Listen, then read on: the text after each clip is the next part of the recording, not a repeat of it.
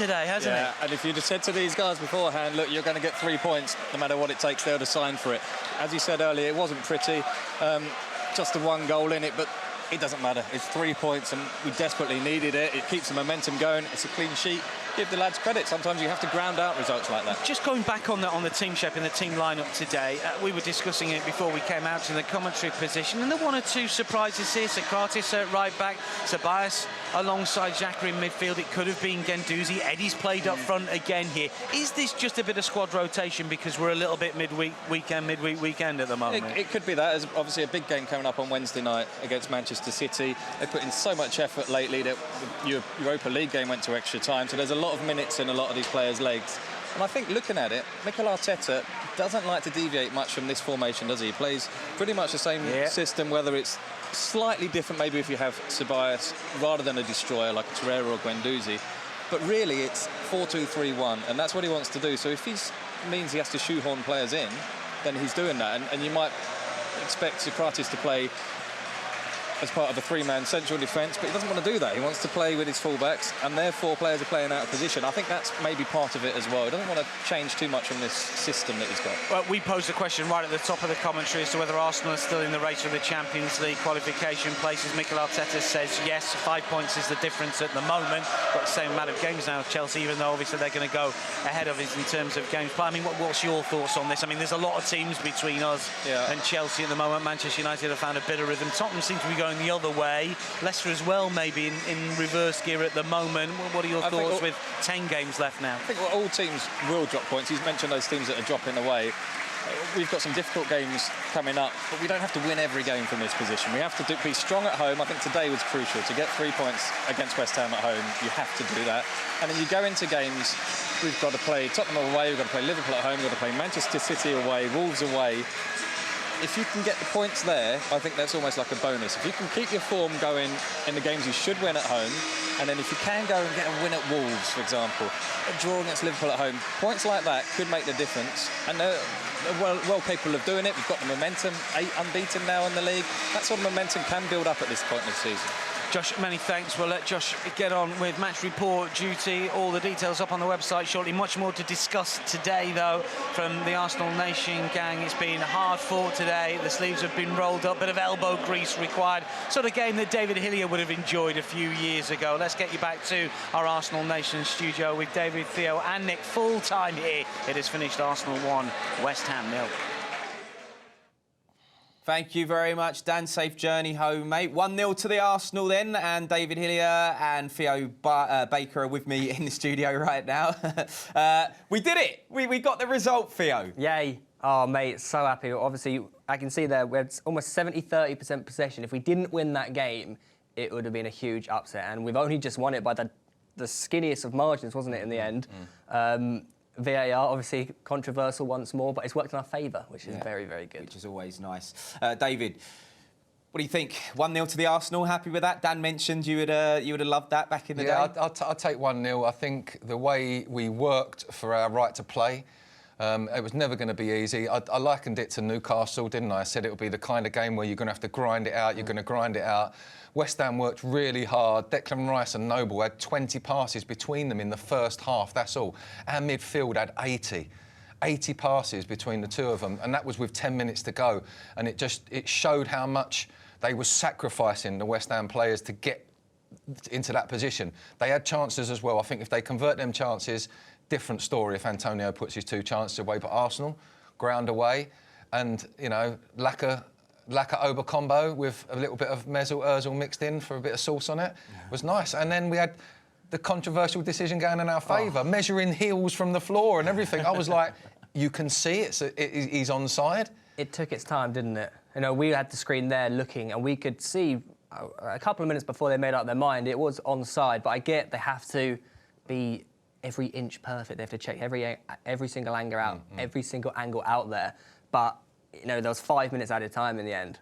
And you could see people around the ground, they were getting a bit restless. They didn't really... Because at first you didn't even know there was a VAR check going on because it didn't come up on the screen. But, oh, God. I thought there could have been more time added on because you had 5... Was there 5 or 6 substitutions? I think West Ham had 2, we had 3. A couple of injuries That's as well. 30 seconds a substitution. You had David Luiz go down when he had that collision. Yep. You had a Bonga go down when Antonio go down when David Luiz knocked him in the crown jewels. And, you know, so I'm thinking 5 minutes is pretty generous for us. We'll take that because the VAR was good 3. Yeah. Yeah. Well, speaking of VAR, actually, let's, you know, we at Arsenal Nation, it's all about you, what you're saying on Twitter and stuff. And you have been having your say, of course, about the VAR. We can see. But funnily enough, it's gone this way. Archie's like, I love VAR in capital letters. Alex, again in capital letters, everyone loves VAR. What an invention. Bull McCabe says, cosmic power shift, VAR favours Arsenal. 4th place, here we come. And one more to show you. Arsenal getting help from VAR. I mean, it does feel like that, doesn't it? And that's kind of like we had a similar occurrence in a game last season, was it, where the goal wasn't given and then they checked something else and then VAR helped us and gave us the goal. I think it might have been Man United. I think we've been waiting for the balance of play to swing our way. You know, you get all the pundits, the managers say, listen, you know, it'll all even itself out in the end. I don't feel like it has until today. I don't feel like it has. You know, I think that today it was clear to us on the second replay, but they go through it finally. It's a shame for the fans that they have to wait that amount of time, but I was already celebrating. And I don't even know why they looked at Lacazette. They even go through the motion of looking at the Lacazette, Ozil to Lacazette pass. I really think you know, when the thing comes up on the big screen, just to help the crowd, so they know what is going on, because it took a couple minutes for them to bring up the VAR possible offside decision, and it was just like it was us like saying, "Oh, it's a goal" to people around us who Theo how was it like, played through. I was like, "It's a goal! It's a goal!" It was so stressful. You have this weird in the press area, because there's TVs in there. You have this weird kind of element of power where you can let everyone around you know it's a goal. Don't worry, it's a goal, guys. So people around us were quite happy before it was announced, because we'd already passed on the good news. Right, speaking of good news, it's good news we got Bernd Leno between the sticks. I tell you, because he has kept us safe on so many occasions now, and this hasn't gone unnoticed on social media. We can see here James Ben saying, what a save from Bernd Leno. Carl Taker Bow Leno. Charles Watts, fine reaction save from Leno to deny Antonio. I mean, what a keeper this guy is. I mean, we're lucky to have him, aren't we, David? It was almost like he had one of those sponge hands that you're in the crowd. The big foam ones. Yeah, the big foam ones. And it was almost like his hand grew and like it sort of powered up, didn't it? And just a massive magnet. Yeah, just went and went bigger. And it literally was directly at his hand. I think anywhere else, and that is a goal. It's you know, and that's just the fact that he hasn't scored that though. I mean, questions got to be asked of West Ham there. Why have they not scored today? Yeah. I mean, the first half, when Antonio played it across behind the other striker, they could have scored 2 at least today. So they've had 3 chances in my mind today. They've had the slip, the defensive slip that allowed Antonio to get in, and then he didn't manage to get the ball to Haller. Yeah. Then they had the other chance where he hooked it in at the near post. When he was swiveled and he missed it, that was a good chance. Yeah. And they've had the chance at the end there, which just before that, I think Haller had just got a little flick and it bypassed 3 of our defenders. So really, they haven't created their own chances. One of them was luck. 2 of them were created by our mistakes. So it would have been a bitter pill to swallow. But if you're their manager, they're the little crumbs that West Ham are going to survive on, and that's going to keep them fed and stay in the Premier League. I mean, if they end up going down, they're going to look at those opportunities and they'll be kicking themselves, won't they? Absolutely. Fine margins, indeed. Right, lots of people out there talking about different things on Twitter, but one of the things that I wanted to focus on is the fact that we're looking solid at the back. Have a look at this tweet. This tweet explains it, and we'll talk off the back of it. Garrett says, Arsenal are a very strange team these days, a little more defensively solid, but still on the frail side that seems to have come entirely at the cost of any attacking threat that they have. And Dave here saying, cannot believe we have another clean sheet. Not used to this from Arsenal. So, yeah, the clean sheet's a good thing, of course, Theo, because, you know, you need to keep clean sheets, especially when we're not scoring as much as we should be, as we were discussing earlier on. Yeah, it's a strange one because our attackers, Aubameyang, Lacazette, Pepe, are phenomenal. They're attackers. But our midfield spark, the creativity at pace, I feel like we're lacking. When we are going forward with the likes of Ozil and Ceballos, it just seems to be quite slow and they like to play it square. I think we're missing someone in that hole who can do a job of just running at the defenders. That's like we were talking earlier. If you put someone like a Nelson in there who can get on the ball in that middle of the park, get him running at the ball, I'd like to see him give it a go. Yeah, David, I mean, are you concerned that we're not scoring as much as we should be? Do you think that that's going to be a problem long term? I think we are definitely not scoring and creating as many chances due to the fact that we're sacrificing some offensive midfield play to be more defensive. Yeah.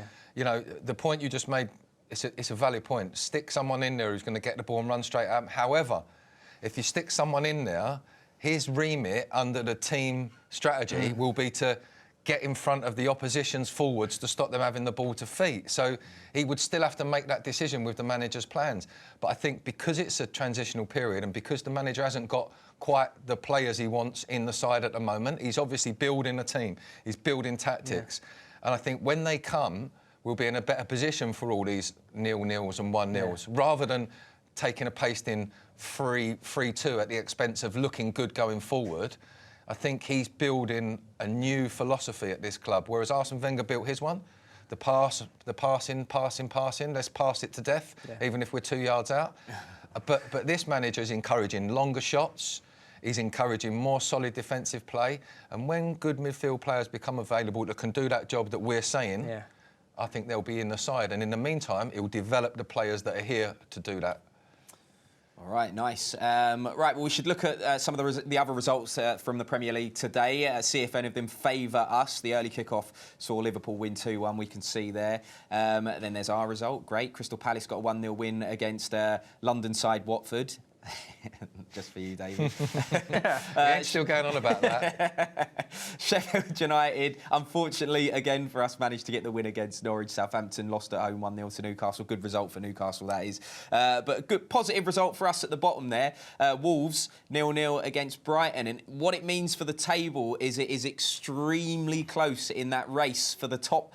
Still top 4, to be honest, but top 5 if Manchester City don't end up in the Champions League. But as you can see there, we're up on 40 points, still down in 9th. What's frustrating is we keep picking up 3 points, but we're not kind of going up the table. So a lot of fans are getting frustrated by that. But if you look at the points tally, that's what's important. We're only 3 points off of 5th, 5 points off of 4th.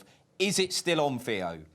Yes, of course it is. Especially, as you said, if City don't get the Champions League, we need, 5th position for the Champions League? 3 points behind Wolves. They've only won 1 game more than us this season. I'd say the draws and the losses are exactly the same. If we keep going the way we are going with Arteta, having a solid defence and just picking up these 1-0 wins, I think it's going to happen. Also, David, speaking of Wolves specifically, they could be focusing on the Europa League now, couldn't they? Because they're going quite deep in that competition. Yeah. Their first team squad is their strongest squad. So, when they've got to start resting players, they might start dropping points in the Premier League. Yeah, as that competition closes and starts getting nearer a final and something big, then you kind of think that their focus could be drawn away from the league just slightly because, as you said, Nick, they're playing their best team in both competitions. So it's not like they're getting much of a rotation. And in order to stay in that competition, they're doing that. So there's got to be something in the manager's mind saying, I kind of fancy this a little bit, because he's picking a side that would get him further in it. But for me, it's funny how all these teams, Chelsea, Man U, us, even Tottenham, we've had spells in the season when we've been not great. Yeah. But as the season gets closer towards the last sort of 8 or 10 games, there's only Wolves and Sheffield United in there who, in my mind, are not a top 8 side, sort of on paper. Yeah. That this is starting to get back and even itself out again, and the cream's coming to the top, and we're coming into form at the right time.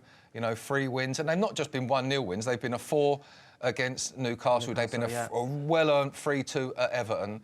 So, I think we're moving in the right direction. We just got to steer clear of injuries at the moment. Yeah.